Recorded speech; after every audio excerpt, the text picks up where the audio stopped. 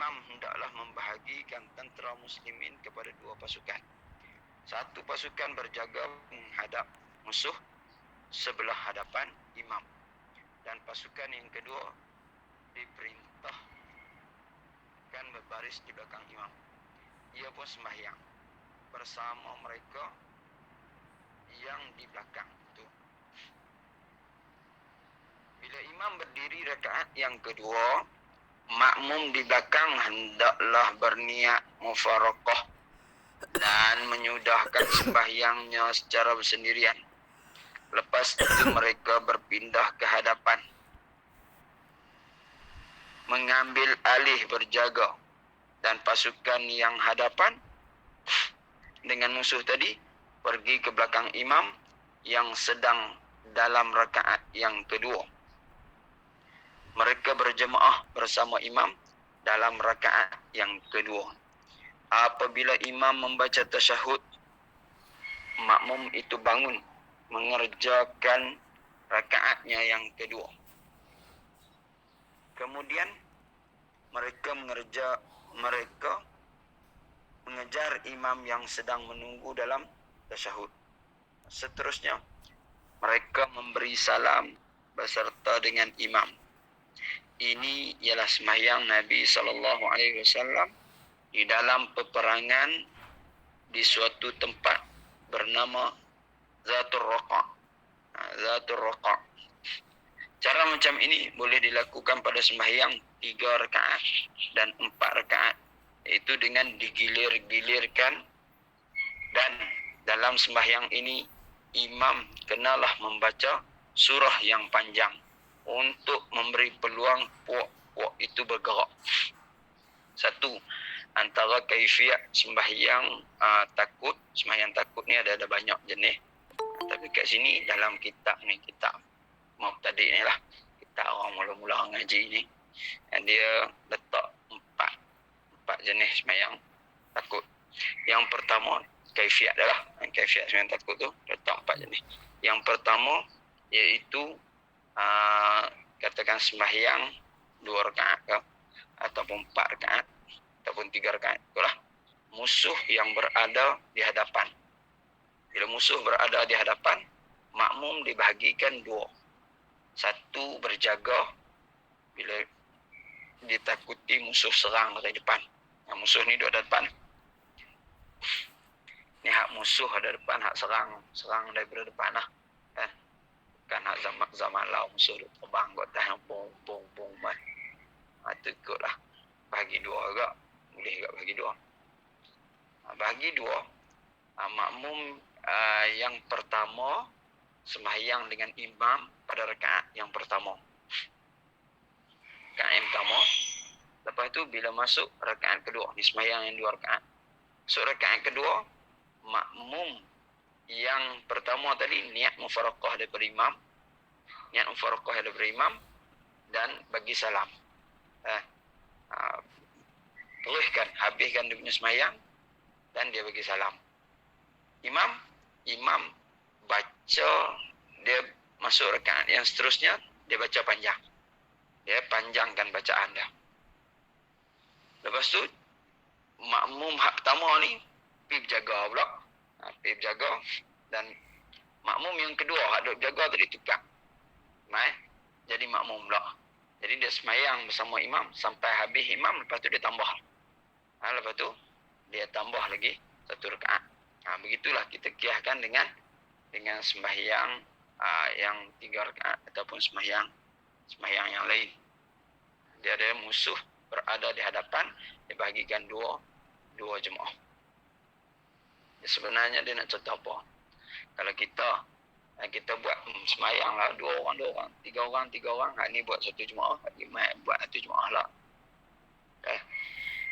Dia nak cerita supaya kita pergi tak mana-mana pun mesti imamnya 1 saja. Pergi tak mana-mana pun pemimpinnya 1 saja. Bila ada 2-3 pemimpin, dia canggah 1. Yang keduanya, nak cerita betapa pentingnya sembahyang jemaah yang kita seringkali tinggalkan.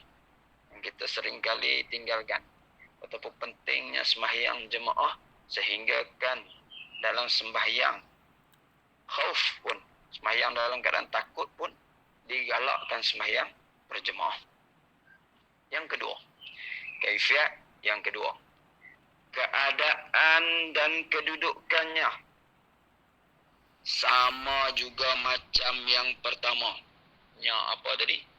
Nya solat jemaah tadi. Keadaan dan kedudukannya solat jemaah tadi juga macam yang pertama. Tetapi tiap-tiap puak itu sembahyang dengan sempurna. Puak yang belakang sembahyang dengan sempurna bersama imam.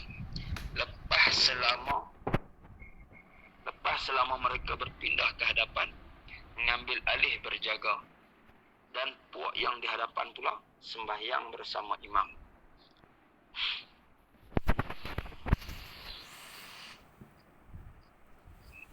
Ini yang kedua ni. Yang kedua ni, musuh berada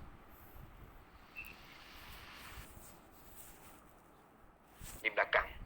Musuh berada di belakang. Kan pan lawan kiblat. Tadi musuh berada di hadapan. Ini musuh berada di belakang. Keadaan dan kedudukannya sama juga macam yang pertama, tetapi tiap-tiap puak itu sembahyang dengan sempurna. Puak yang belakang sembahyang dengan sempurna bersama imam. Lepas selama mereka berpindah ke hadapan, mengambil alih berjaga, dan puak yang di hadapan pula sembahyang bersama imam. Ini dia jaga depan kat ni. Imam kena sembahyang 2 kali. Sekali ada. Ini ialah sembahyang Nabi SAW di dalam peperangan di suatu tempat bernama Batnun Nakhil. Jadi sembahyang imam yang kedua itu sunat baginya. Cara ini boleh berlaku pada sembahyang 2 rakaat atau 3 rakaat atau 4 rakaat. Yang kedua ni lagi mudah. Yang kedua ni mudah, dia tak susah. Dia sembahyang, imam sembahyang 2 kali. Imam sembahyang 2 kali. Sembahyang yang pertama, dia sembahyang dengan jemaah pertama. Sembahyang sampai habis. Bagi salam. Lepas tu imam sembahyang lagi sekali pula. Mai makmum yang kedua pula. Sembahyang lagi sekali. Sembahyang itu i'adah. Sembahyang yang diulang. Seperti mana kita dah ambil sebelum ni. Kita dah belajar sebelum ni. Boleh kita ulangi sembahyang. Setengah pendapat ulama mengata boleh diulang sebanyak 25 kali. Dan setengah pendapat kata boleh diulang sehingga habis waktu. Kata nak ulang. Jadi dalam bab sembahyang khauf ni, dia bahagikan 2 jemaah. Imam tu jadi imam sampai habis. Yang satu kumpulan berjaga. Habis lagi dia sembahyang lagi sekali. Sembahyang lagi sekali. Dia jadi imam sampai habis jugalah. Bagi imam, sembahyang yang kedua itu adalah sunat. Dalam mazhab Syafi'i, orang yang sembahyang wajib boleh ikut orang yang sembahyang sunat. Dan orang yang sembahyang sunat boleh ikut orang yang sembahyang wajib.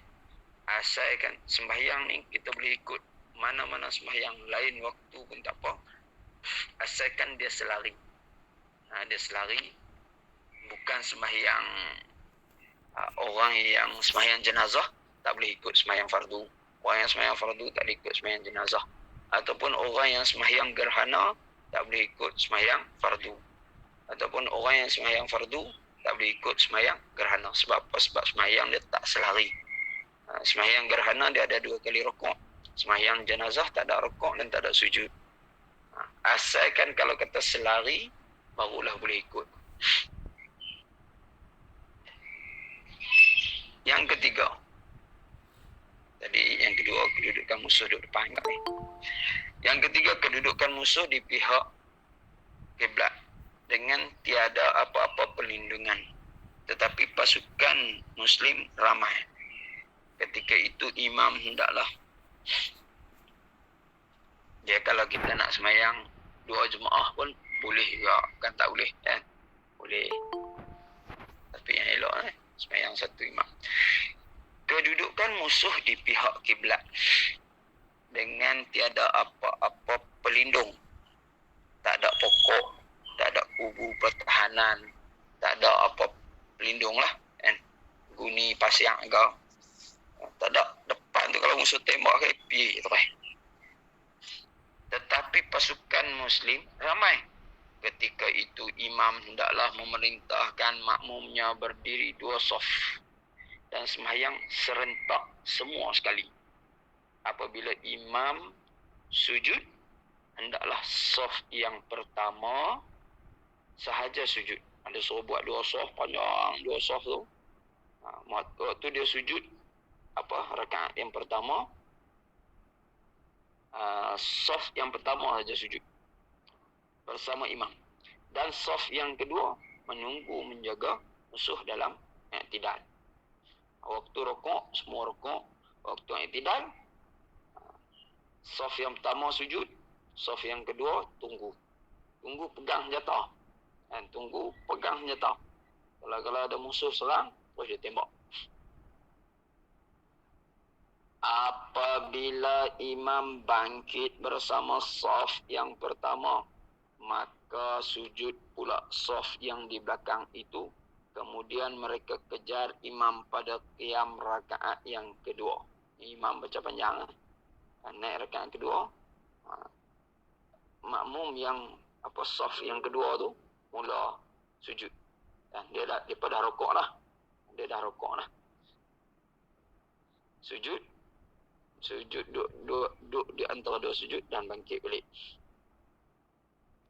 Maka sujud pula saf yang di belakang itu, kemudian mereka kejar imam pada qiyam rakaat yang kedua. Lepas itu kedua-dua saf rokok dan i'tidal bersama-sama imam. Lepas itu apabila imam sujud rakaat yang kedua, hendaklah saf yang kedua berpindah ke hadapan dan sujud bersama imam. Dan saf yang pertama berpindah ke belakang, berkawal masa dalam i'tidal tadi. Lepas itu mereka kejar imam dalam tasyahud dan semuanya memberi salam bersama imam. Inilah sembahyang yang dilakukan oleh Nabi SAW suatu tempat bernama Asfan, tengah jalan Madinah. Cara ini juga boleh dilakukan sembahyang 3 atau 4 rakaat.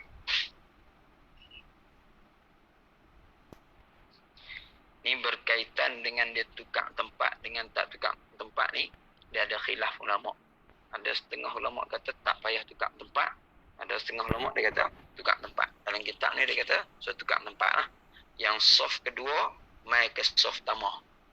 Mula-mula rakaat pertama imam sembahyang. Lepas tu sembahyang macam biasa lah. Dia rukuk.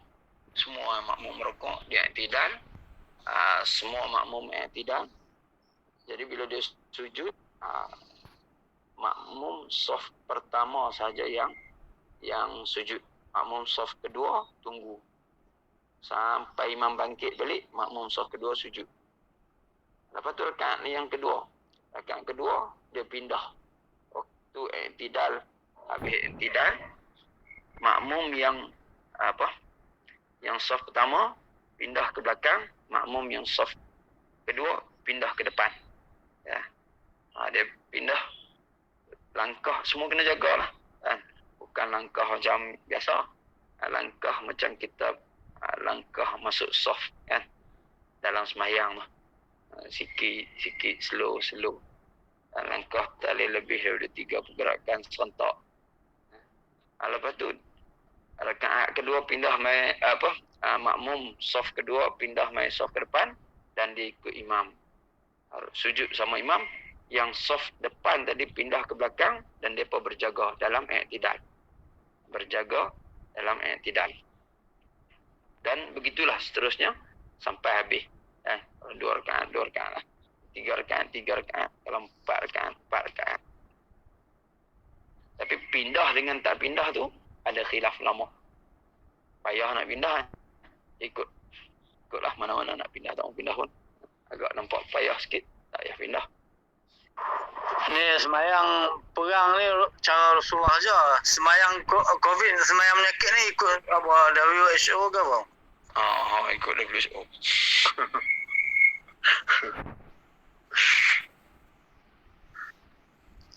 Yang keempat, sembahyang ketika sangat takut dalam bahasa Arab disebut syiddatul khauf.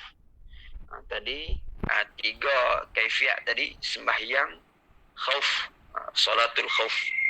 Dia ada khauf, ada syiddatul khauf. Syiddatul khauf ni tersangat takut. Kalau khauf je takut ya. Sembahyang ketika sangat takut dalam bahasa Arab disebut syiddatul khauf. Sama ada peperangan itu sudah sampai had berabad-abad atau sekiranya pasukan muslimin berpaling daripada musuh, barang sedikit pun nescaya tiada aman. Tak ada aman. Kalau walaupun perang tu dah berabad-abad, dah lama dah, ataupun ada pasukan muslimin yang berpaling daripada musuh, dalam keadaan begini, hendaklah pasukan itu bersembahyang ikut dapat berjalan kaki atau menunggang kuda, menghadap kiblat atau tidak. Waktu tengah syiddatul khauf ni, dia tak kira lah. Sembahyang duduk atas kuda, tengah menunggang kuda pun tak apa. Duduk dalam kereta pun tak apa. Duduk dalam kereta kebaya pun tak apa, boleh sembahyang. Waktu tengah lari pun boleh sembahyang. Menghadap kiblat pun boleh sembahyang. Tak menghadap kiblat pun tak apa. Sebab apa? Syiddatul khauf. Kena ligar dengan harimau, duk lari. Lari nak tinggal semayang, waktu nak habis dah. Semayang syiddatul khauf. Dalam keadaan begini, hendaklah pasukan itu semayang ikut dapat berjalan. Ikut dapat jalan, ikut kemampuan jalan kaki atau menunggang kuda, menghadap kiblat atau tidak. Jika tak boleh nak menghadap kiblat lah. Kalau dia boleh menghadap kiblat, dia usaha untuk menghadap kiblat. Dan sah mengikut antara satu dengan yang lain, sekalipun imam sebelah hadapan atau sebelah belakang. Waktu duduk digal-gal lari-lari kan, ada lepas depan, imam pas belakang, imam sangkut sikit dan tergolek bangkit balik, lepas belakang imam, dan duduk lari. Jadi sah juga. Makmum pas depan lah. Sah ikut imam walaupun imam terlepas belakang. Masing-masing menghadap di mana pihak, masing-masing menghadap ikut pihak dia lari ke mana, dan ataupun ikut tang mana dia serang. Pihak tak kira. Diuzurkan perbuatan yang banyak. Perbuatan yang banyak ni dimaafkan. Gerak tu lah, lari gerak. Seperti menetak musuh dengan berturut-turut beberapa kali. Duduk tengah lawan tu. Lawan. Dan harus mereka memegang pedang yang kena najis yang banyak kerana terpaksa. Tetapi kena qada sembahyangnya itu pula. Kerana keuzuran ini jarang berlaku. Jarang berlaku najis yang banyak pada pedang. Sungguh pun demikian, mereka tidak diuzurkan bercakap atau berteriak. Cakap tak boleh. Sembahyang cakap tak boleh. Jerit tak boleh. Ini cara sembahyang di dalam peperangan zaman dahulu. Ini zaman perang pedang dan tombak. Adapun peperangan zaman moden ini sudah lain. Antara kedua-dua yang bermusuh jarak jauh. Pada pendapat saya, pendapat pengarang kitab ni, terpulang kepada imam tentera sendiri mengaturnya, wallahu a'lam. Kalau zaman dulu perang tombak, duduk depan, duduk belakang apa semua. Zaman lah perang musuh duduk mana tu? 100 km. Musuh duduk 100 km hantar bom. Hantar roket, hantar bom, hantar. Ikut kesesuaian. Hukum memakai pakaian.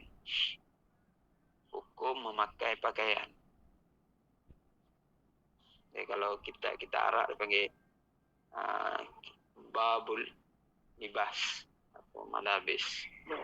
Tak ada susunan sembahyang wabak yang Susunan sembahyang wabak tak ada. Tengok kitab dia impor.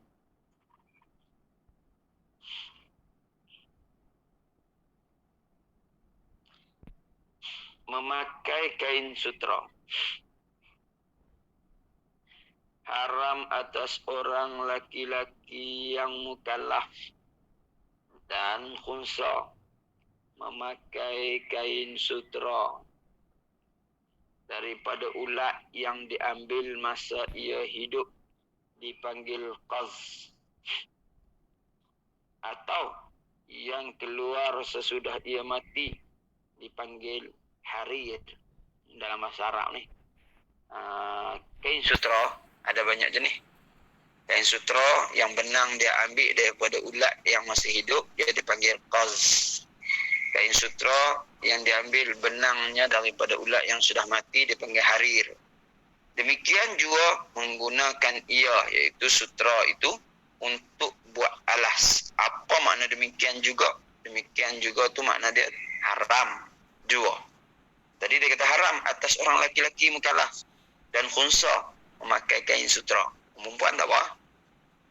Ni haram atas lelaki dan khunsa. Lepas tu dia kata demikian juga. Mana apa demikian juga? Itu haram juga menggunakan ia, iaitu sutra, untuk buat alah. Kan kita pakai tak boleh buat alah duduk dengan tiada belapik. Demikian juga dibuat alas sandar dan duduk di bawah kain sutra seperti dalam kemah. Duduk alah kain sutra ataupun duduk buat sandar ataupun duduk bawah kain sutra, buat kemah kain sutra yang diperbuat daripada sutra, atau seperti langit-langit dalam bilik atau seumpamanya. Langit-langit ni apa? Siling lah. Buat siling.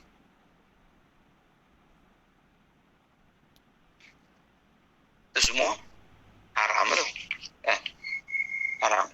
Buat alah tak boleh. Buat langit-langit tak boleh. Buat kemah tak boleh. Buat sandak pun tak boleh. Dan juga haram masuk dalam kain seperti yang dipakai oleh perempuan. Sepakaian.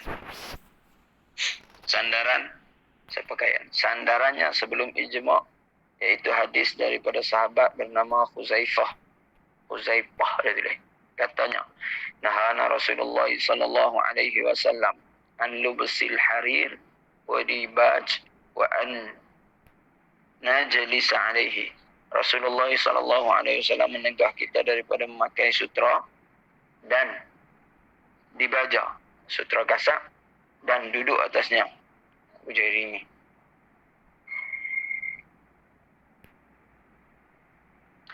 Dan juga haram masuk dalam kain seperti yang dipakai oleh perempuan, sepakaian. Selain daripada itu haram atas menulis atas kain sutra, dibuat tabir pada dinding, buat tirai, atau langsir tingkap, dan memakaikan binatang dengannya, dengan sutra. Bagi pakai binatang. Harus dipakai kain sutra kepada ni harus pakai. Tadi semua haram. Ini yang harus dipakai kepada satu kanak-kanak mereka bukan kalah pakai. Sehingga dia balik je jadi haram. Orang gila Kaabah boleh diperbuat daripada kain sutra, seperti kelambunya, ataupun kubur nabi-nabi seperti kelambu kubur nabi-nabi. Kita kubur Malaysia ni biasa-biasa lah. Kubur belah negara Arab ni, kubur para nabi, para syuhada, para sahabat, mereka punya kubur. Dia ada biasanya ada binaan atas dia. Atas dia ada binaan, dia buat macam segi empat, lepas tu dia tutup dengan kain. Kadang-kadang dia buat macam bentuk rumah. Atas dia buat bentuk macam rumah, bumbung rumah. Dia tutup dengan kain. Atau kalau Syekh Sa'ad, wali Allah kepada bersobat kat atas. Dari bersobat. Kalau orang Wahabi, dia kata Mereka kalau ikut mereka nak bomnya jenis kubur-kuburnya tu. Buat binaan. Dia ambil daripada Zahir hadis. Kalau tengok balik makam Rasulullah pun macam tu. Semua makam para nabi-nabi. Dia tengok makam Nabi Zakaria, Nabi Yahya, Nabi Kalak. Semua nabi-nabi tengok semua serupa. Lebih kurang tu lah. Semua dia buat binaan.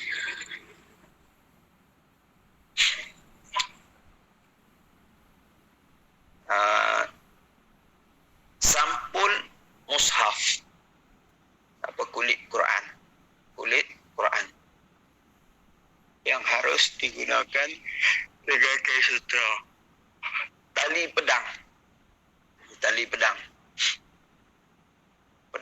sangkut tu kan, tali nak sangkut pedang tali dia punya sarung dia. Tali dacing timbangan, penimbang. Tali dulu penimbang rontak tu gantung, taklah ni besi, taklah ni gantung tali dia. Tali anak kunci, tali tasbih boleh guna. Tali seluar. So pengilap dakwat buat lak dakwat. Dan yang ke-12 kain sutra yang bercampur benang. Yang ke-13 sama banyak atau lebih benang. Kain sutra yang bercampur dengan benang, bukan sutra yang sepenuhnya. Sutra yang bercampur dengan benang. Yang ke-13 sama banyak atau lebih benang. Benang lebih kain sutra sikit. Harus bagi orang laki-laki dan khunsa memakai kain sutra kerana darurat, seperti sangat panas. Kalau sangat panas atau sangat sejuk, yang boleh membawa mudarat kepada orang itu jika tidak memakai sutra, atau ada hajat seperti kedal, penyakit macam kurap, ada hajat pakai kain sutra, orang kata lega. Jika pakai kain bukan sutra pedih, demikian juga kurap atau banyak kutu dan tuma jika memakai kain lain daripada sutra. Demikian juga harus dibuat telepuk sekadar 4 jari. Apa tampung? Tampung sekadar 4 jari. Tampung lebar dan jangan lebih berat sutra daripada benangnya. Dibuat sulam demikian juga, dan dibuat lapis tepi baju leher, tepi penghujung kain. Adapun kain yang dicelup dengan za'faran dia tulis kuma-kuma. Za'faran tu warna kuning tu.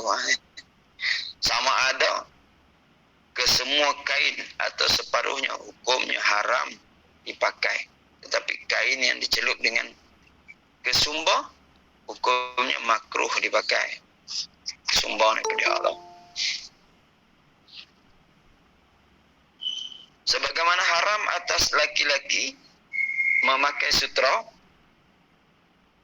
Siapa ada cari kesumba apa mana dia?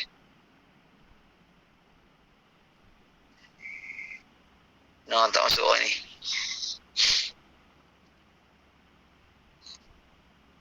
Sebagaimana haram atas laki-laki memakai sutra, begitu juga haram atas memakai emas. Sama ada banyak atau sedikit, seperti cincin emas. Pada masa sekarang, orang laki-laki khasnya di kalangan pemuda sudah banyak memakai emas, bukan seperti cincin saja. Malahan dibuat loket berantai di leher, anting-anting sebelah telinga, rantai tangan, rantai kaki dan lain-lain. Ini bukan saja haram, bahkan sudah jadi orang Arab kata mukhannas. Orang yang suka dia tulis mukhannas, orang yang suka kena liwat. Dunia sudah hendak kiamat. Khannas ni dia suka menyerupai perempuan. mukhannas, orang yang suka menyerupai perempuan. Maka hanya harus memakai cincin perak saja. Itu pun jangan melampau sampai lebih daripada adat orang yang sebaya darjat dengannya. Jika lebih, nescaya haram. Orang perempuan harus memakai sutra dan memakai emas dari berbagai-bagai jenis bentuk dan gaya seperti cincin, rantai, loket, gelang dan sebagainya. Selagi tidak lebih dari 200 miskol pada gelang. 200 miskol pada gelang.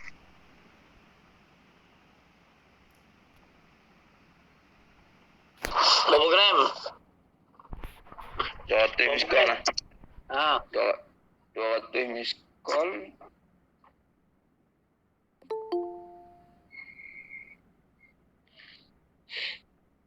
Tengok ni. Saya lagi kira ni. 1 miskol 4.25 gram. 1 dinar tu, orang duk jual 1 dinar duit emas tu, dia 4.25 gram 1 miskol. Darab dengan 200. Berapa keluar? 100 dapat.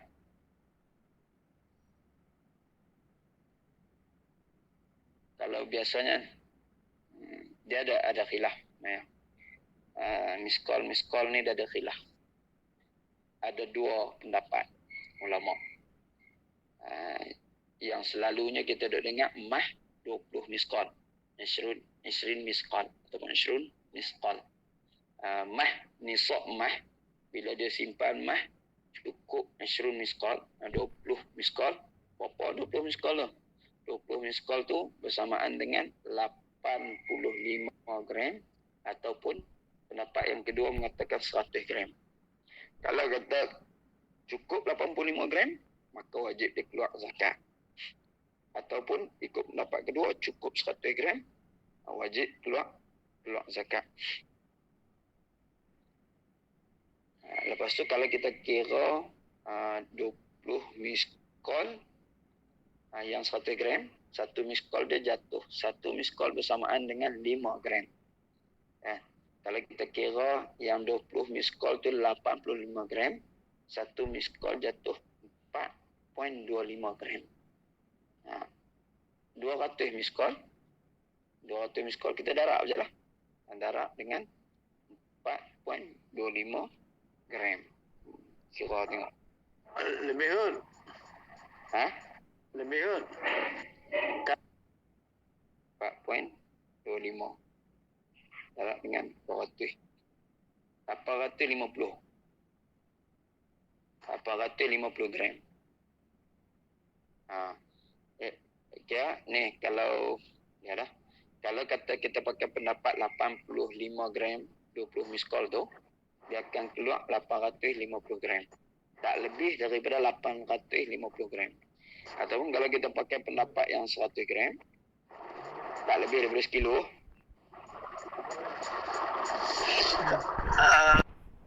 Sekilo 1000 gram. Sekilo 1000 gram Sekilo 1000 gram. Kalau ikut pendapat 100 tu, yang eloknya kita pakai 85 lah. Pakai 85 lebih 85 gram kan 800 gram. 850 lah. 850 gram. 200 miskol tu 850 gram.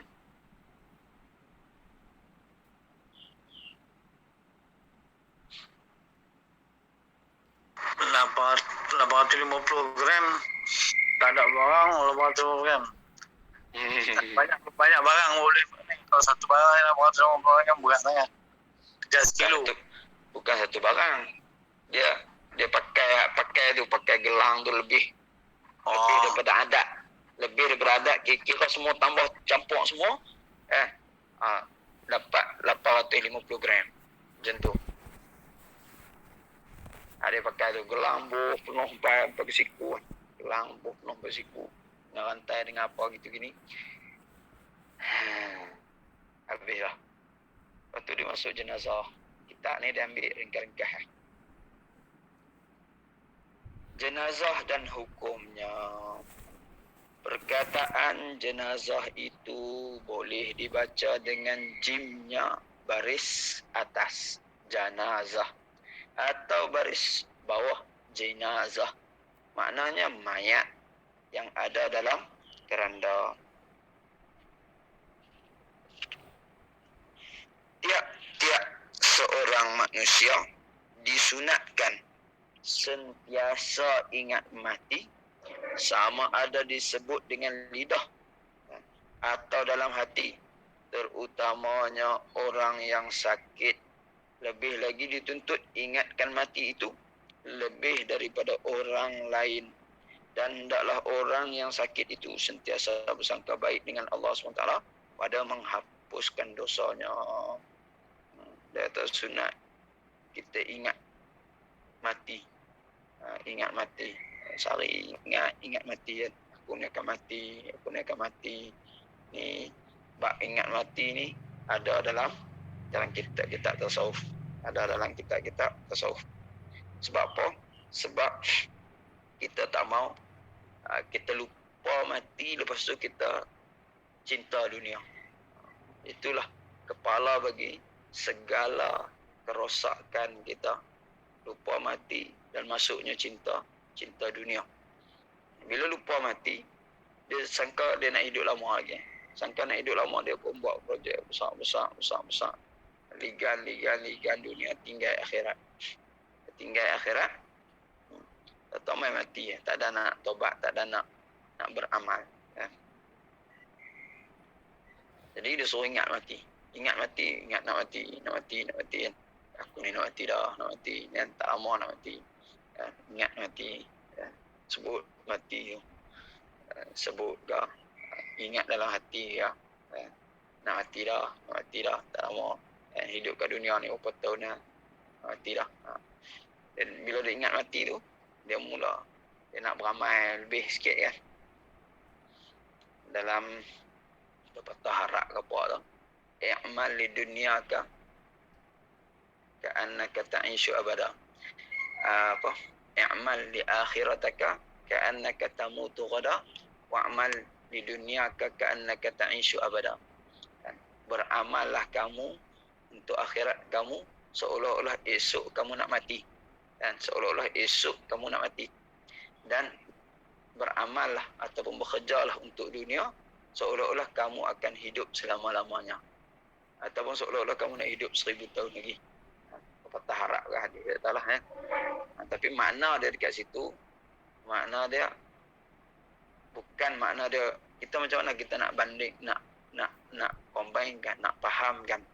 Daripada ayat pertama dia suruh beramal seolah-olah kita nak mati esok. Bila orang yang nak mati, dia tahu nak mati esok, hari ni dia tak cari dah dunia. Kan? Dia tak akan cari dah. Tak akan bisnes, tak akan apa dah. Dia duduk atas jadah, pegang tasbih, tak pun dia semayang. Semayang, tobat, duduk astagfirullah, makan benda, apa benda dah.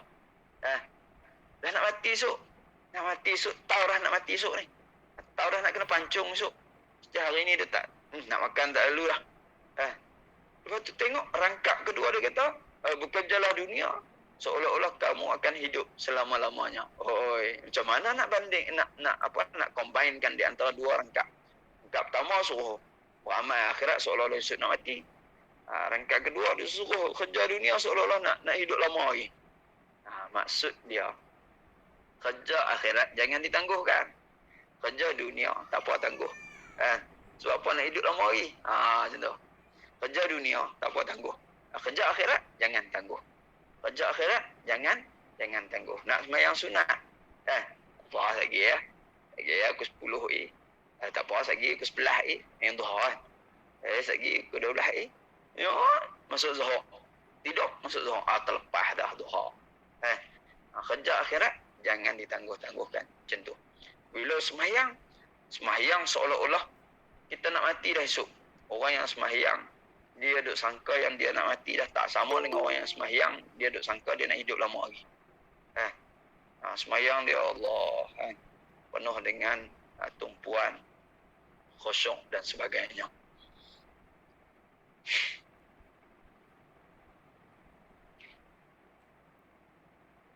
Apabila orang sakit itu sudah tenat dan hampir nazak, sunat diajarkan kalimah la ilaha illallah, laqinu mautakum biqauli la ilaha illallah. Talqinkan di telinga orang-orang yang bernazak. Laqinu mautakum, ni majas majas. Dia sebut talqinlah kepada orang mati kamu. Laqinu mautakum biqauli la ilaha illallah. Padahal tak mati lagi. Kita duk talqin orang yang nazak. I'tibar masa yakun. I'tibar masa yakun. I'tibar dia ni akan jadi mayat. Laqinu mautakum biqauli la ilaha illallah. Dengan perkataan la ilaha illallah. Sahaja, jangan tambah Muhammadur Rasulullah. Kita talqinkan, kita ajarkan kalimah la ilaha illallah, tak payah tambah Muhammadur Rasulullah. Kerana tidak mahu ada perkataan lain daripada Allah pada masa itu, sekalipun ayat ataupun zikir. Dalam hadis Rasulullah kata, man qala la ilaha illallah, dia hadis dia, dakhala al-jannah. Man qala la ilaha illallah fi akhir hayatihi dakhala jannah atau kama qala. Siapa-siapa yang berkata la ilaha illallah di akhir hayatnya, maka dia akan masuk syurga. Maka dia akan masuk syurga. Ulama buat perbahasan pada hadis tersebut. Dia kata bukan kata la ilaha illallah saja, bahkan kata yang menunjukkan meninggikan Allah SWT. Allah aja pun dia termasuk juga dalam hadis. Rasulullah SAW waktu dia meninggal, dia tak kata la ilaha illallah pun. Dia kata rafiqil a'la. Rafiqil a'la. Rafiqil a'la. Siapa dia? Allah. Kan? Allah. Rafiq tu, kalau kita bahasa manusia ni, kawan lah. Berkawan. Rafiqi.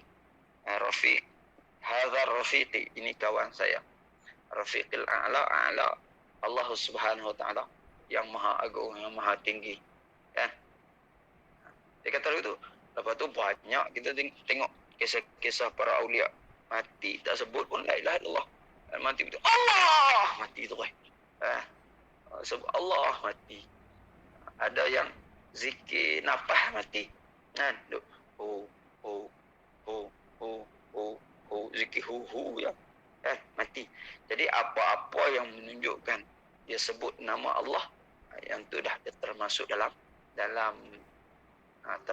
hadis ni lah. Qala la ilaha illallah ni. Mana dia menyucikan, mengisbatkan Allah SWT. Kan? Asal kita duk zikir illallah ke, Allah ke, semua daripada la ilaha illallah.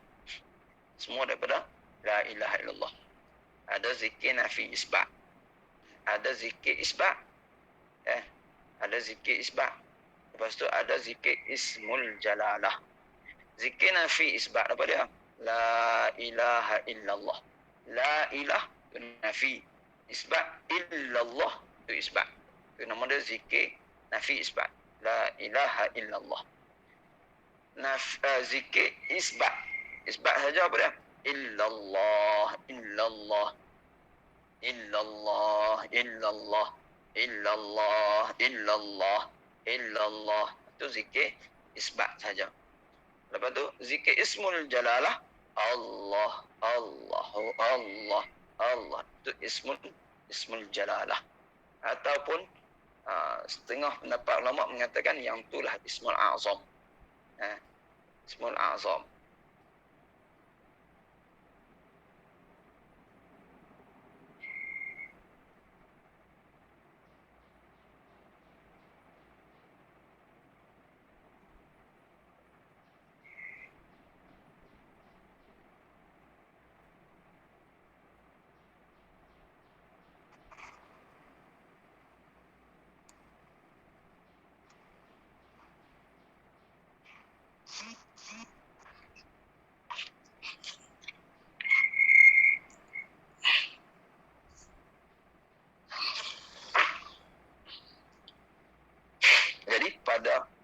dia sebut, kita kata la ilaha illallah, dia kata Allah aja, sudah cukup tu. Kan? Dia kata Allah pun memadai tu.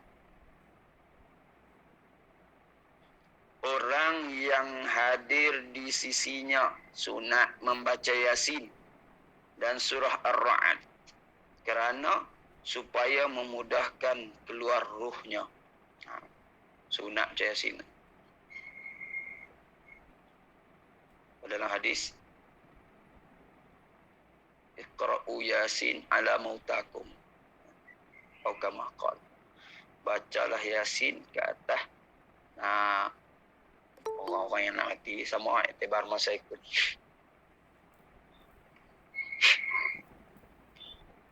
Apabila telah yakin matinya dengan ada tanda seperti kakinya menjulur, hidungnya tunduk. Dia ada beberapa tanda-tanda orang yang nak mati atau orang yang dah mati. Misalnya kalau orang tua kan, hidung dia dah berpisah daripada tulang hidung ataupun telinga lembek, ataupun kalau belakang tu dia tidur, dia tak ni dah, dia jatuh kan, dia jatuh rapat lah. Ataupun kaki dia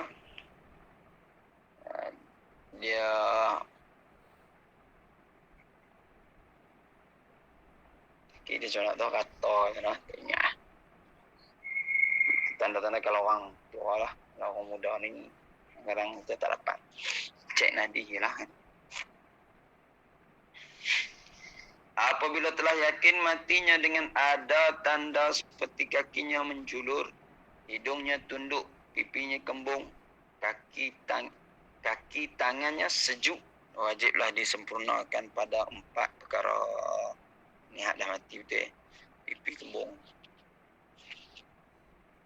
Biasa ni kalau ni dia terbuka lah.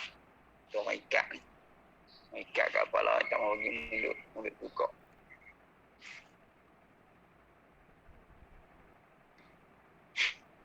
Ada orang ni, dia sakit yang teramat sakit, tapi dia jenis ahli zikir. Orang yang selalu duduk berzikir. Satu doktor tu dia cek, tengok nadi masih ada, tapi tengok macam tak hidup lah. Dia tengok mulut zikir, lepas tu dia tengok koma, sat sedap. Dia cek, nadi berhenti dah, tapi duduk dengar zikir. Nadi berhenti dah, tapi duduk dengar zikir. Berhenti nadi ni kira habis ya, padam kan. Tapi dia duduk dengar zikir, duduk dengar orang tu duduk zikir. Lah kali dia abang. Dia nak cek nadi, nak cek, cuba cari. Dia kata, kamu duk cari apa tu? Orang sakit dia kata, kamu duk cari apa? Cari nadi. Kamu ni, nadi tak ni dah, doktor-doktor lain semua dah. Dah cek memang kot tak ada dah lah. Nah, dia kata, aku ni dah mati dah sebenarnya. Dia kata, aku ni dah mati dah. Dah mati dah tadi. Aku sekian-sekian dah bang. Cek memang tak hidup dah lah. Nadi tak gerak lah dia kata. Memang dia dah mati lah. Tapi roh dia bercakap balik. Cakap kat kawan tu kan. Dia dah mati dah. Yang tak mati tu hati dia. Apa dia punya, bukan jantung tu. Dia punya kata apa, zikir dia tetap mati. Zikir kawan tu boleh dengar. Dia tukar alam. Roh ni dia tak mati kan. Roh dia tak mati, jasad dah mati.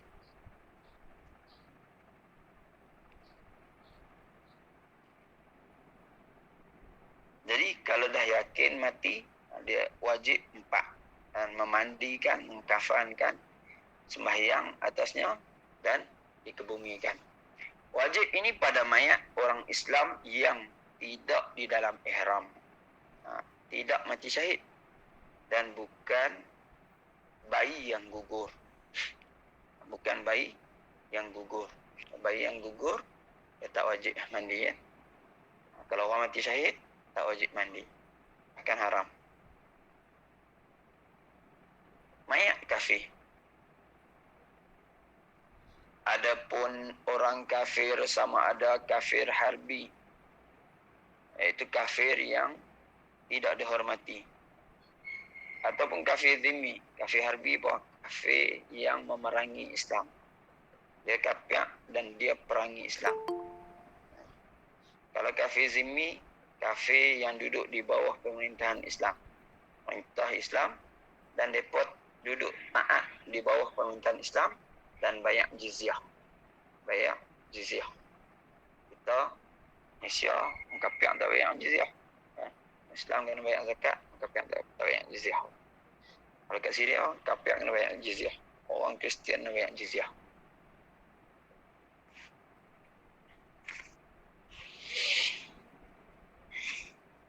Dia panggil kafir yang membayar ufti kepada kerajaan. Jizyah. Haram disembahyangkan. Harus dimandikan. Dan kafir zimmi wajib dikapan dan ditanam. Demikian juga kafir mu'amman. Mu'amman ni kafir yang diberi perlindungan. Dan mu'ahad. Kafir yang ada perjanjian persahabatan. Kafir mu'ahad ni kafir yang ada perjanjian persahabatan.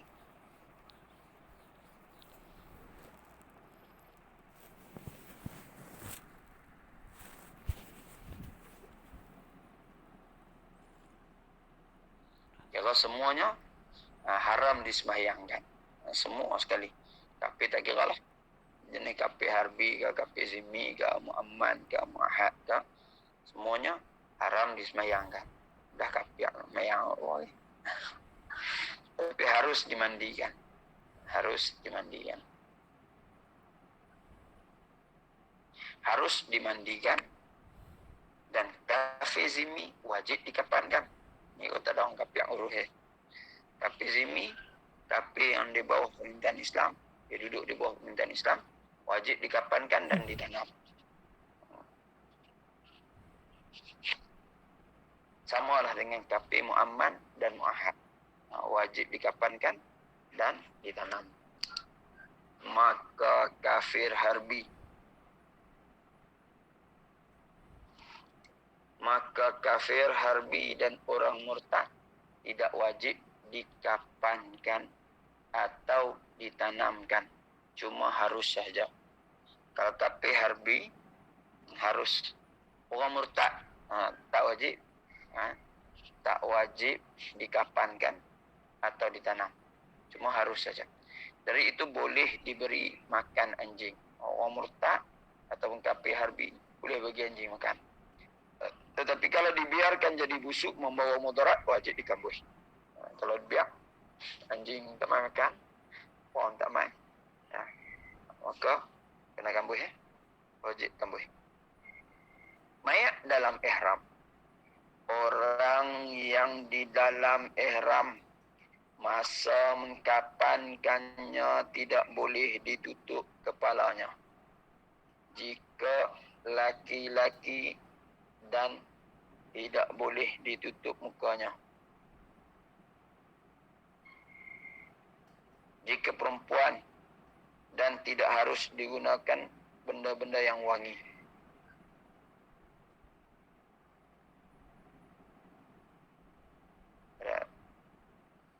Sila baca. Orang yang dalam ihram masa mengkapankannya tidak boleh ditutup kepalanya jika laki-laki. Macam tu. Dan tidak boleh ditutup mukanya jika perempuan. Macam tu. Dan tidak harus digunakan benda-benda yang wangi. Dan itu kena betul. Dia dan tu. Dan itu dipanggil dan istinafiyah.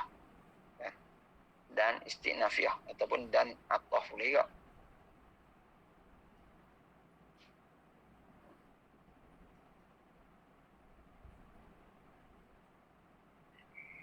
atof pada jumlah, bukan atof pada kalimah. Mayat mati syahid.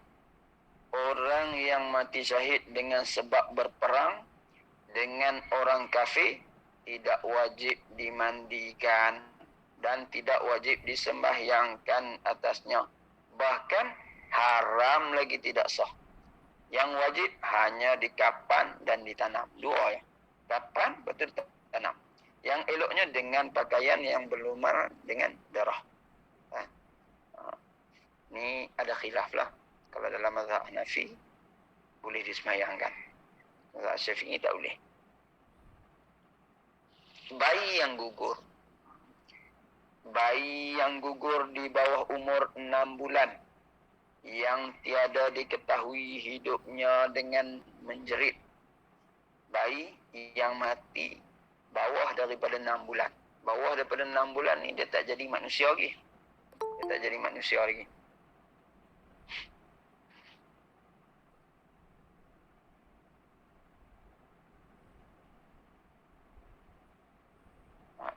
Yang tidak diketahui hidupnya dengan menjerit atau bergerak atau bernafas. Sedang rupanya pun belum ada. Rupa dia pun tak jadi macam manusia lagi.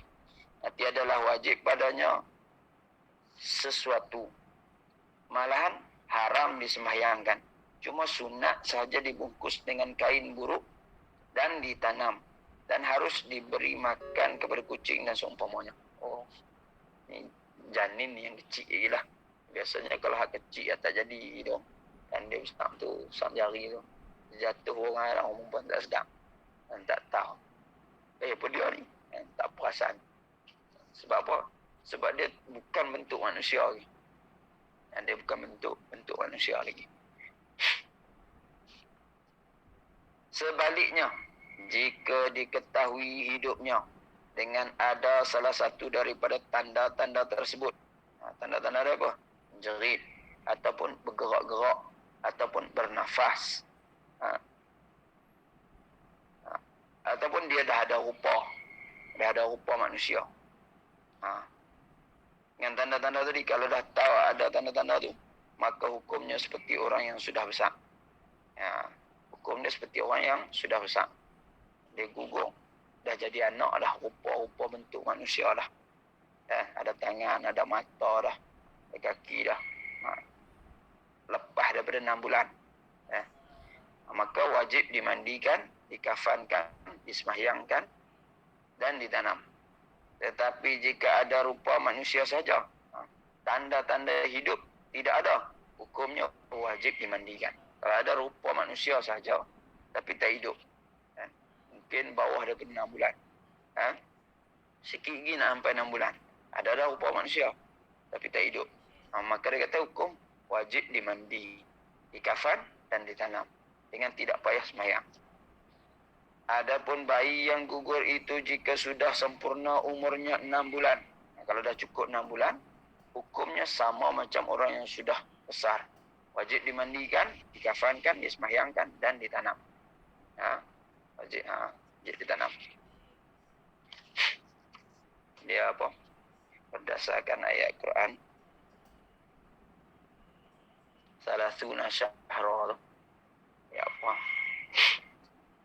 Ibu mengandung dan menyusukan anak 30 bulan. 30 bulan. Lepas tu 30 bulan tu, dia kata, berdasarkan ayat lain pula. Dia kata ayat Ar-Radha'ah yang tentang menyusukan anak ni 2 tahun. 2 tahun. 30 bulan tu kita tolak 2 tahun. 30 bulan tolak 2 tahun, 2 tahun 24 bulan. Jadi 30 bulan tolak 24 bulan, yang 2 tahun menyusu tu tinggallah 6 bulan. Jadi daripada ayat tu ulama kata sekurang-kurang mengandung 6 bulan. Kalau 6 bulan dia keluar anak tu boleh hidup. 6 bulan keluar anak tu boleh hidup. Mandi mayat. Ni yang kita belajar ni teori lah. Teori dia bukan dengan amali. Bukan sama dengan amali.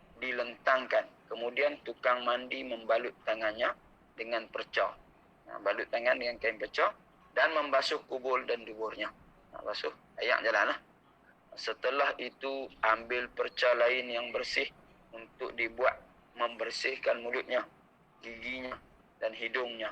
Lepas itu dia ambil air sembahyang dengan niat nawaitu wudu al masnuna li hadzal mayyiti atau li hadhil mayyitati lillahi ta'ala. Sahaja aku berwudukan wuduk yang sunat bagi mayat ini kerana Allah Ta'ala.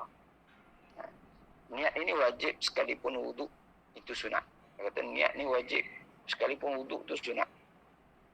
Lepas itu barulah memulakan mandi dengan niat nawaitul ghusla wajiba li hadzal maiti ataupun li hadhil maitati lillahi ta'ala. Mait dengan maitati. Kalau perempuan maitati, kalau lelaki mayit. Sahaja aku mandikan mandi yang wajib bagi mayat ini kerana Allah Ta'ala. Niat ini sunat sekalipun mandi itu wajib.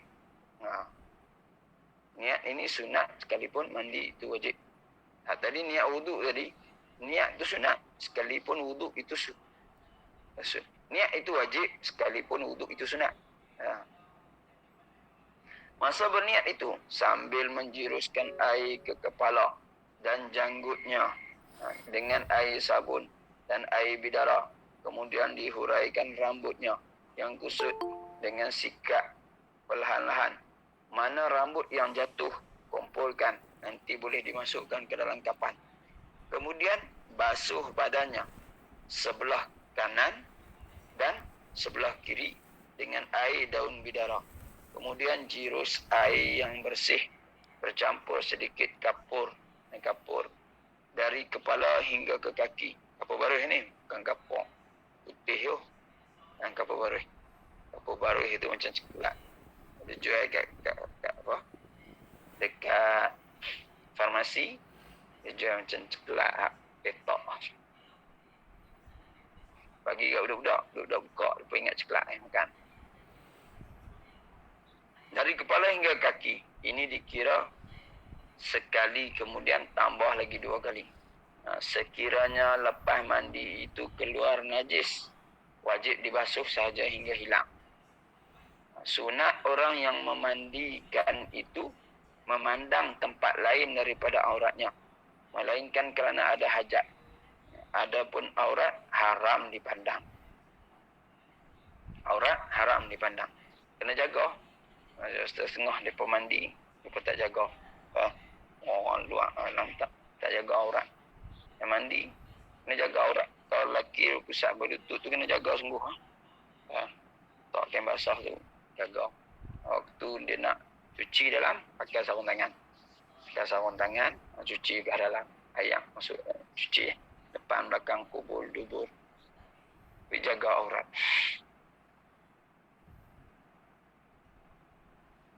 Kadang kalau pihak hospital pun tak jaga lah. Pihak hospital pakai tak jaga.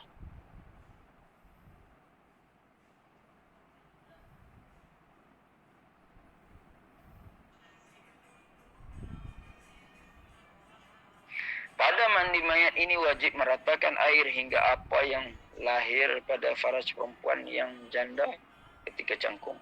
Pada mandi mayat ini wajib meratakan air.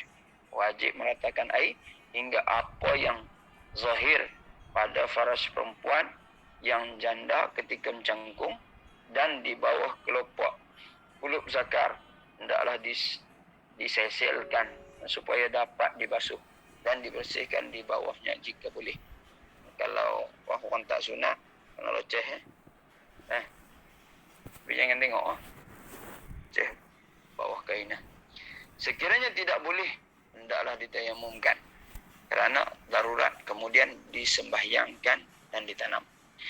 Orang yang memandikan mayat itu ialah orang yang amanah. Tidak ia nampak apa yang baik pada mayat itu sunat diceritakan kepada orang, dan jika nampak benda yang tidak baik padanya, haram disebut kepada orang lain kecuali ada muslihat seperti bid'ah yang terang dan nyata. kecuali ada muslihat bid'ah yang terang dan nyata. Mayat yang uzur. Mayat yang uzur seperti terbakar dan tenggelam, tidak boleh hendak dimandikan, hendaklah ditayamumkan dan disembahyang serta ditanam. Orang laki-laki lebih utama memandikan mayat laki-laki dan perempuan lebih utama memandikan mayat perempuan. Tetapi harus suami memandikan istrinya dan sebaliknya dengan tangan bersampul. Dengan tangan bersampul. Ada satu kisah. Contoh bab mayat ni. Ada satu kisah seorang ulama, orang panggil Ibnu Mayyit. Ibnu Mayyit. Ini kisah ni diceritakan oleh Syekh Muhammad Iwad. Syekh Muhammad ke Hasan Iwad. Muhammad Iwad. Dia ceritakan masjid lah. Dia kata ada seorang ulama faqih, dia berdoa nak anak yang faqih juga, anak yang alim dalam bidang fiqh juga. Dia doa tapi dia tak dapat anak. Tak dapat anak sampailah dia mati. Bila dia mati, bini dia waktu dia mati tu, bini dia tengok. Bini dia waktu dia mati, bini dia yang tahu sebelum orang lain tahu tu. Tengok dia punya tu naik, dia punya meter temperature naik. Tak turun-turun. Tak mahal lah. Tak turun-turun. Lepas tu bini dia pun buat lah. Lepas buat tu baru turun. Sekarang suami dia dah mati lah. Lepas tu bini dia mengandung pula. Daripada yang suami dia dah mati tu. Suami dia dah mati. Mengandung dan dapat anak. Dan anak tu besar menjadi ulama juga. Besar jadi ulama pula. Tu digelar Ibnu Mayyit. Banyak kisah-kisah pelik-pelik. Ada lagi kisah mujahid, orang yang berjihad. Dia kahwin. Ni tak ada sangkut paut lah dengan mayat ni. Tapi kisah sebelah dah. Sebelah mayat ni. Dia kahwin. Dia tinggalkan harta. Lepas tu dia pergi perang. 30 tahun perang. Dia balik.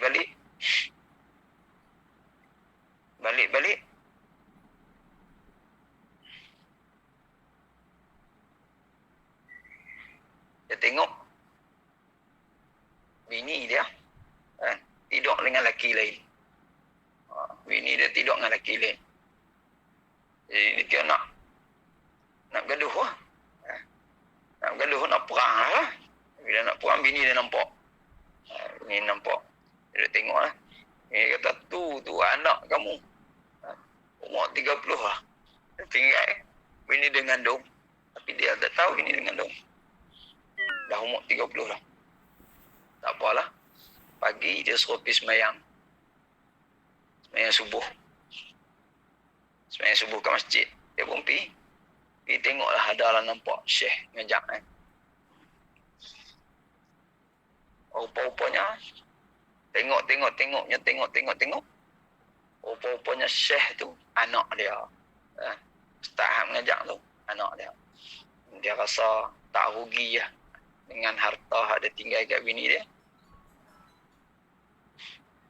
Bini dia membesarkan anak dia dan ajak letak di sisi ulama, letak di sisi Imam Malik. Dia tu adalah Imam Rabi'ah Ar-Ra'yi. Nama dia Rabi'ah Ar-Ra'yi. Imam tadi itulah, anak murid pada Imam Malik. Kafan.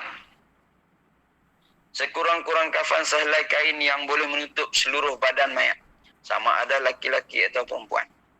Lebih elok lagi bagi laki-laki 3 lapis kain. Tiap-tiap selapis penutup seluruh badan. Inilah yang afdal pada laki-laki. Harus juga ditambah baju dan serban dengan tidak makruh. Cuma menyalahi yang utama. Mayat laki-laki haram dikafankan dengan kain sutra. Manakala perempuan makruh. Perempuan makruh dikafankan dengan kain sutra. Lebih elok lagi bagi perempuan dan khunsa 5 lapis, iaitu sehelai kain dari pinggang ke bawah, sehelai baju, sehelai tudung dan 2 kain panjang meliputi seluruh badan. Cara inilah yang afdal daripada 3 lapis terus. Kalau perempuan, kata seeloknya 5 lapis. 5 lapis tu apa? Kain, lepas tu baju, tu tudung, dah kira 3 lapis lah. Lepas tu 2 lapis balut dia. 2 lapis balut dia. Habis tu konti tu. Sembahyang mayat. Sambung esok. InsyaAllah.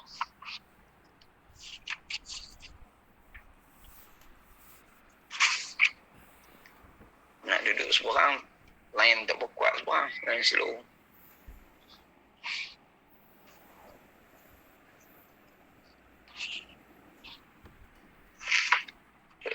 Sat seminit.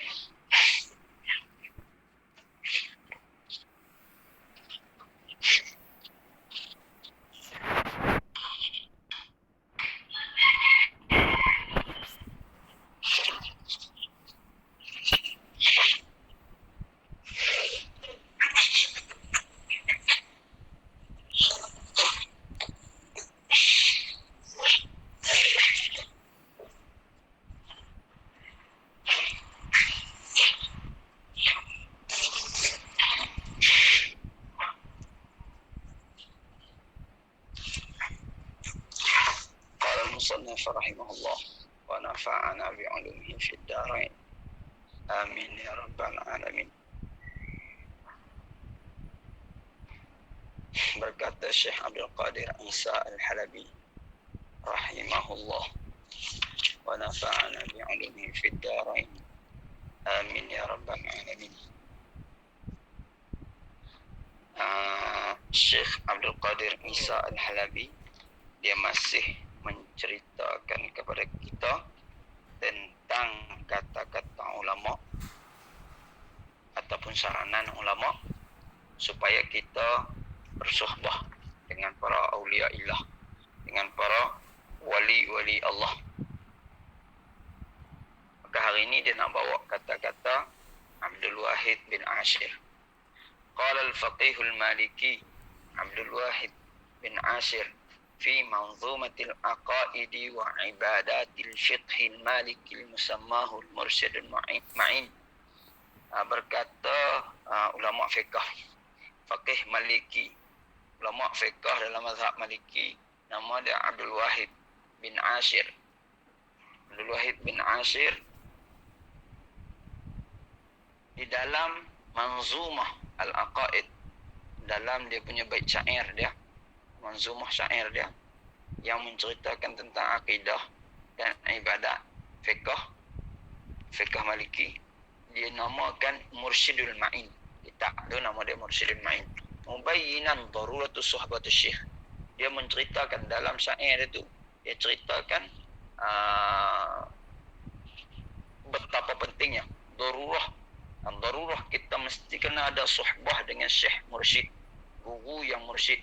Wa ma tantaju min athari tayyibah, dan apa yang terkeluar ataupun ternatijah, dapat natijah daripada guru yang mursyid ataupun kesan daripada persahabatan ataupun perguruan yang baik.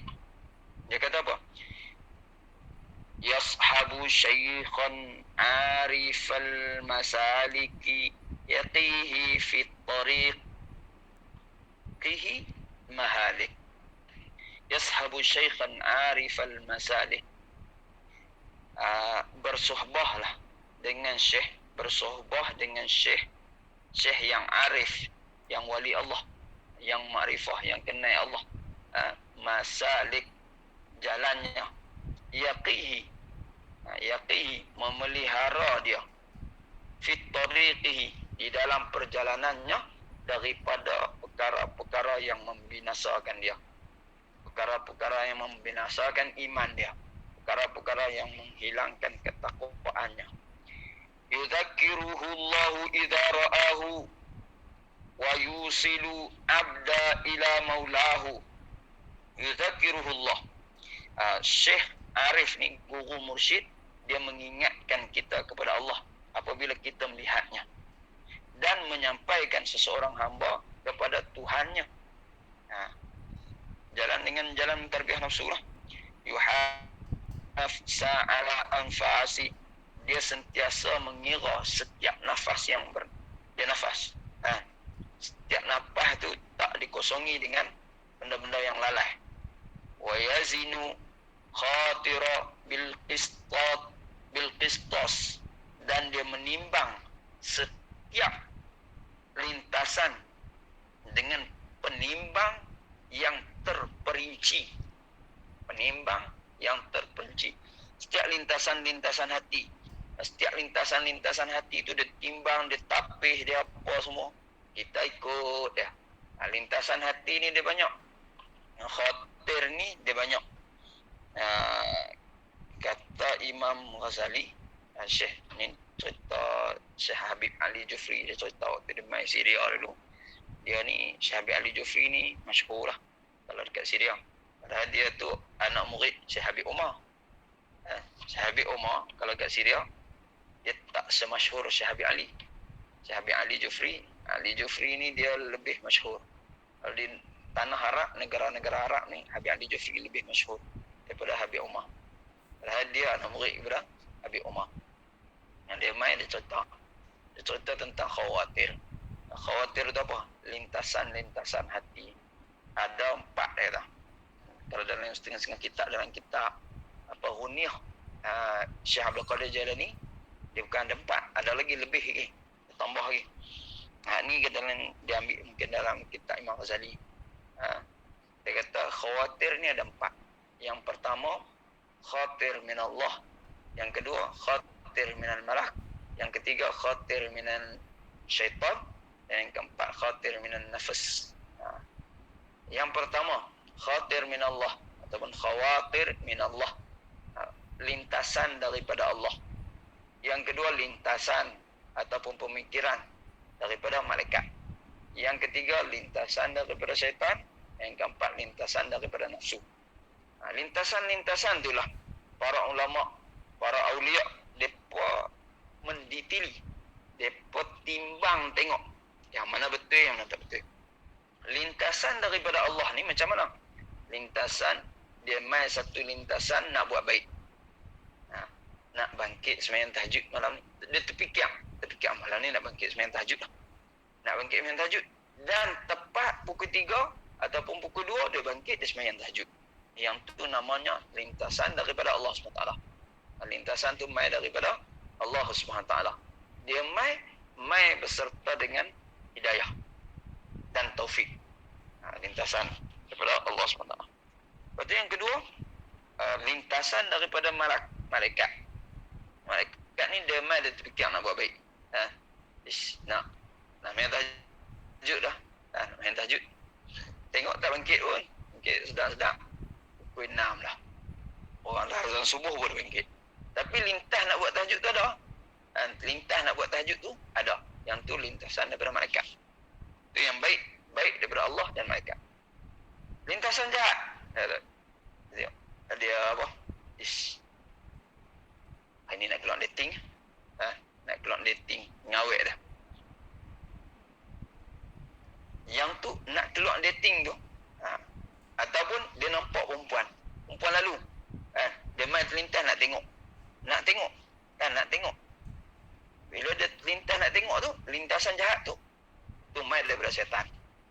Dan boleh jadi juga lintasan jahat tu main daripada nafsu dah. Apa beza lintasan daripada syaitan dengan nafsu? Kalau syaitan ni, bila kita istighfar, dia hilang. Istighfar, dia hilang. Lintasan daripada syaitan, bila kita istighfar, dia hilang. Kalau dia lintas-lintas, malam ni kalau keluar dating, syok juga. Malam ni keluar dating, ngawet, syok juga. Lepas tu dia kata, astagfirullahalazim. Dia berdosa lah, dia keluar dating lah, apalah. Astagfirullah. Hilang, dalam hati tu hilang nak keluar dating tu. Itu ketahui ya, lintasan itu daripada setan. Dan yang itulah ubatnya. Lintasan daripada setan, ubat dia kita beristighfar, zikir. Bila kita zikir, dia hilang. Kan? Dia hilang nak buat jahat. Bila zikir, Astaghfirullahalazim. Tengok perempuan, Astaghfirullahalazim, Astaghfirullahalazim. Dia tutup mata sungguh. Kan? Itu lintasan daripada setan. Lintasan daripada nafsu. Lintasan daripada nafsu ni, dia suruh buat jahat. Tapi, kita doa Astaghfirullah, dia tak hilang. Zikir, dia tak hilang. Bila perempuan lalu, tengok. Astaghfirullahalazim, Astaghfirullahalazim. Lagi bulat mata dia tengok. Astaghfirullahalazim. Tengok. Itu lintasan daripada nafsu. Mulut dia astagfirullah. Tapi, mata dia tengok juga. Tengok. Perempuan pakai seksi kan.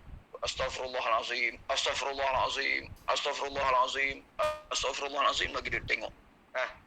Yang tu lintasan daripada nafsu. Tak pun dia kata, alah ni kelak dating. Astagfirullah, astagfirullah. Tak hilang. Dia rasa nak. Dia rasa nak agak. Yang tu lintasan daripada nafsu.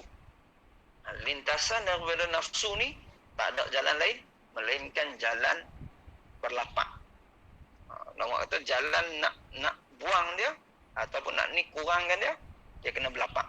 Kuda kalau sekiranya dia ganas, dia tak mau ikut tuan dia, apa tuan dia buat? Tuan dia bagi dia lapak. Bila dia lapak, baru dia akan ikut tuan dia. Begitulah dengan nafsu kita.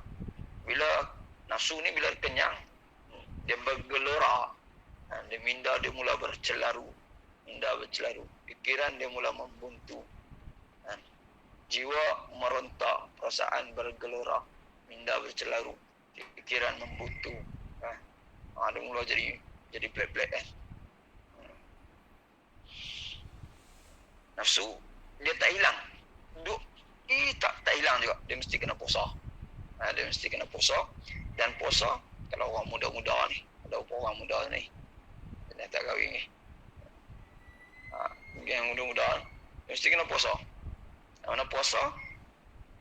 Puasa yang mustamir. Rasulullah kata, ya ma'syaras syabab, man istata'a minkumul ba'ata falyatazawwaj fa innahu aghaddu lil basar wa ahsanu lil faraj wa man lam yastati' fa alaihi bis-shaum. Wahai pemuda-pemuda, barang siapa di kalangan kamu yang mampu untuk berkahwin, maka berkahwinlah. Fa innahu aghaddu lil basar wa ahsanu lil faraj.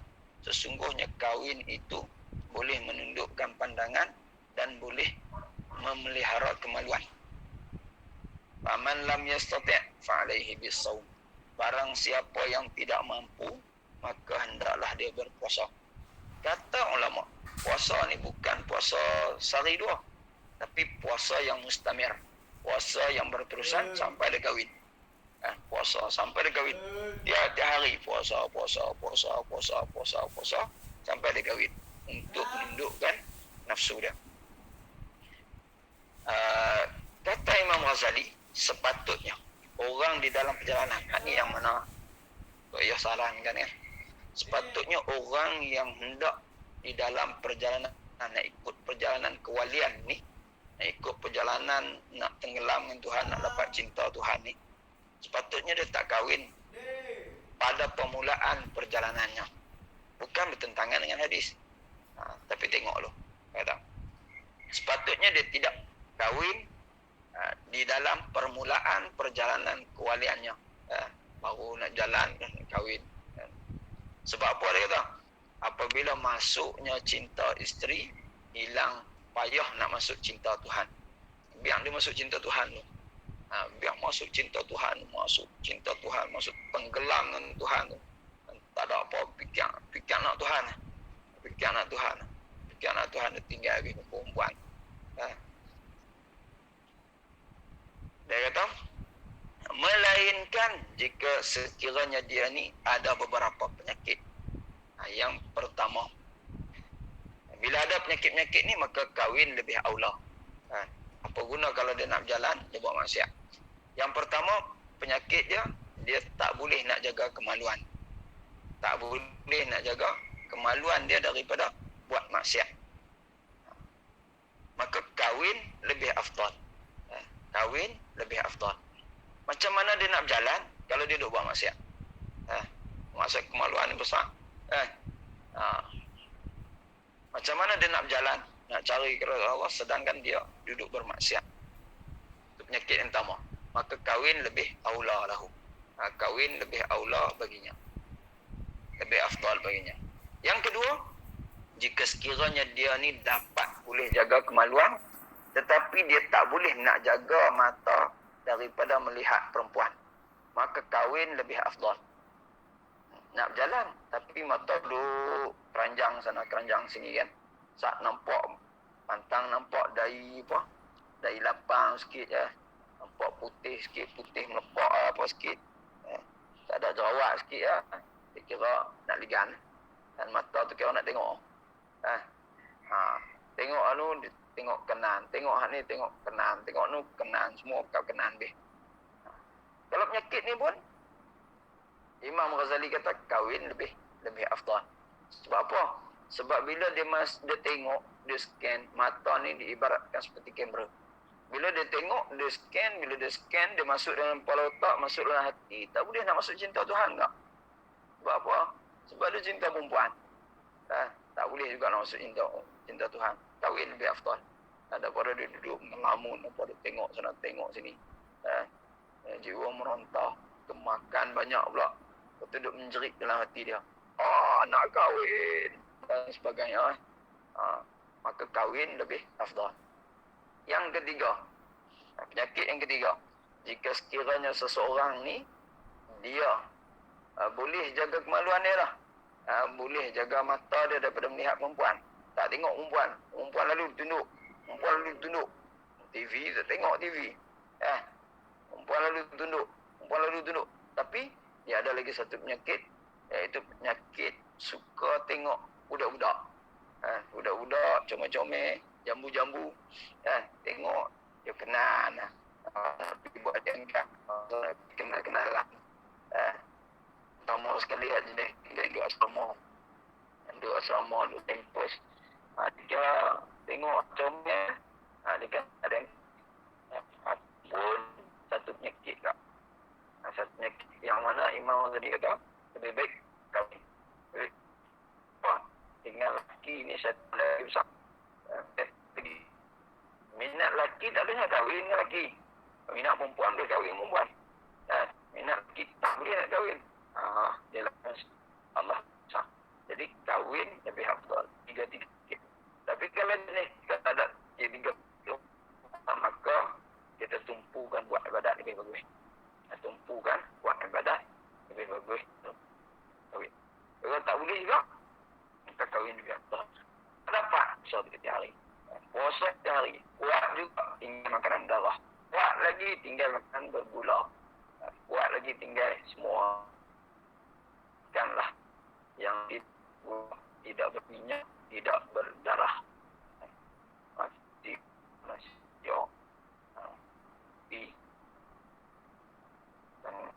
Macam itulah. Madu bagus. Bagus. Saya ada yang tetapi yang madu lepas tu mula kuat. Ayahadul mafruḍa ra'san bin wa nafla rabhahu bihi wa'is. Para guru musyid ni memelihara amalan fardu sebagai modal atau riba. Wa nafla dan amalan-amalan sunat ini sebagai keuntungan baginya. Yusir dan mereka memperbanyak zikir dengan kejernihan hati, bisafwi lubihi, hati zikir dia tu banyaknya daripada lubuk hati yang dalam. Lubihi, dia tak bubuh kalbi, dalam lagi. Wal an fi jami'i dzati rabbih. Dan dia pun minta tu pada sekian perkara, semua perkara Tuhan. Yang tidak Allah tolong daripada Allah SWT. Yujahidu nafs Rabbil alamin. Dan bermujahad menjahdu karena Allah. Wa tahalla bimaqamatil yaqin. Dan memasukkan lawan nafsu buat dan memasukkan benda-benda yang baik dengan maqamat yaqin. Usiru inda dzaka afan bih. Dan jadilah tertentu orang yang dengannya. Dan wa ghairuhu Allahu khala min qalbihi. Dan tak ada dalam hatinya selain Allah SWT. Fahabbahu ilahu wastafahu. Maka Allah pun sayang dekat dia. Tuhan pun sayang dekat dia. Maka Tuhan pilih li hadratil qudus wajtabahu. Li hadratil qudusi wajtabahu. Ke hadrat kudus.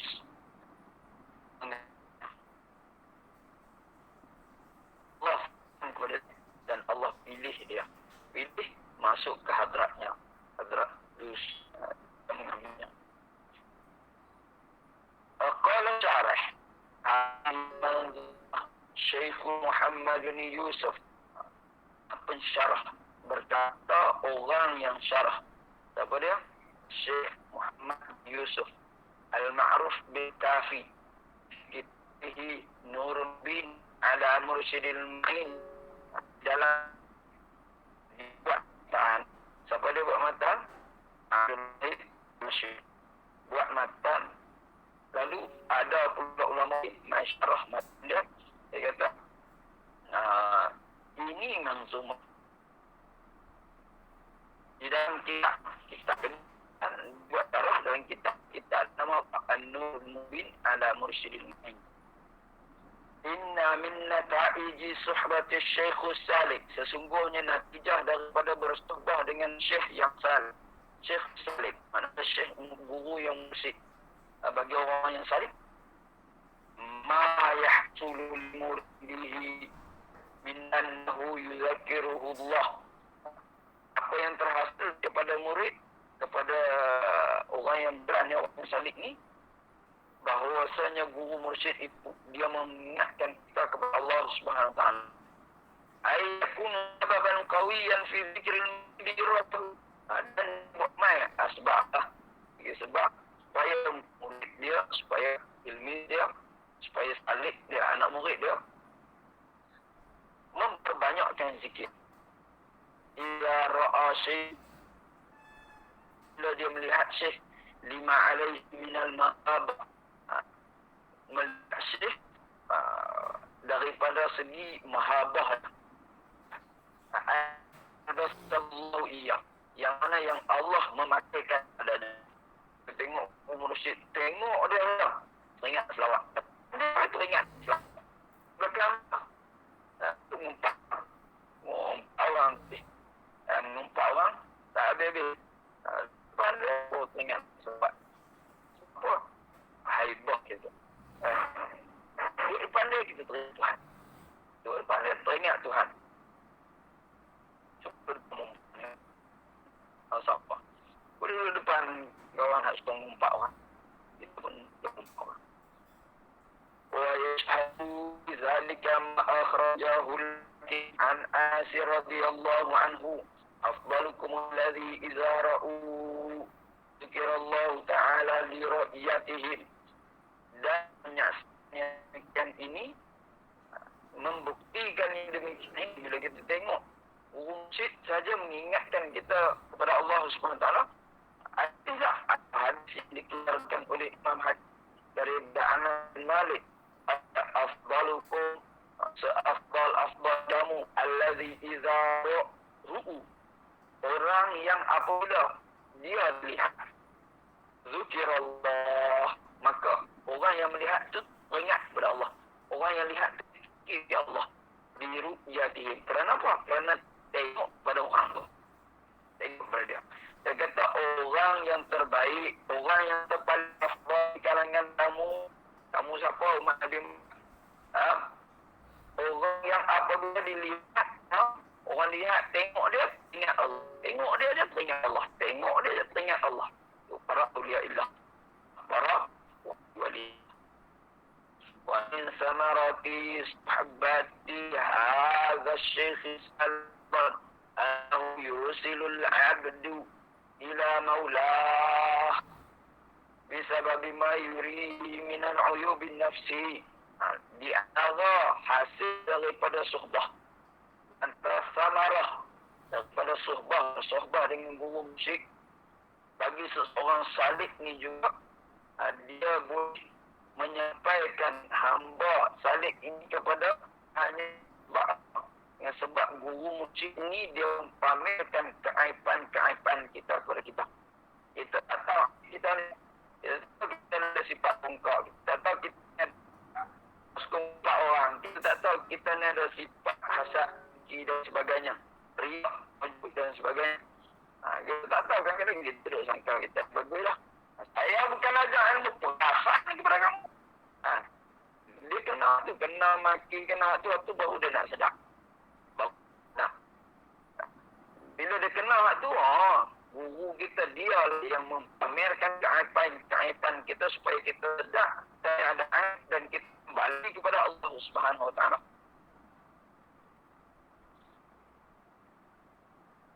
Ma yurihi min al-ayub wa nasahu bil buruj min ghairi Allah taala.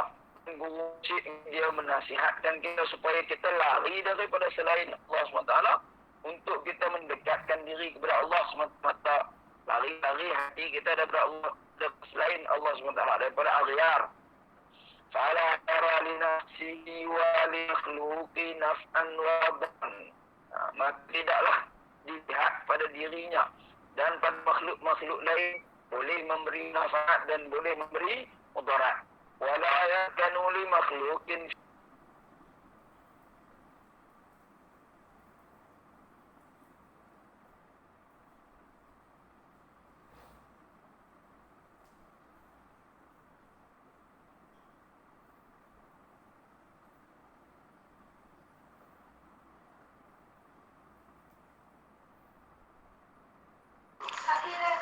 Baik.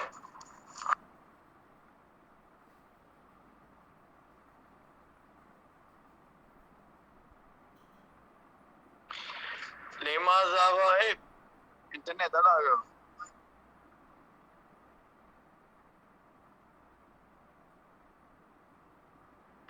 Ya. Okey. Ya. Oi. Tapi tu. Betul.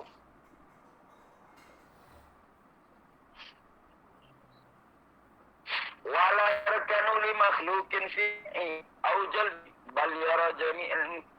Dan kita guru mursyid ajak kita supaya kita tidak bergantung kepada segala makhluk.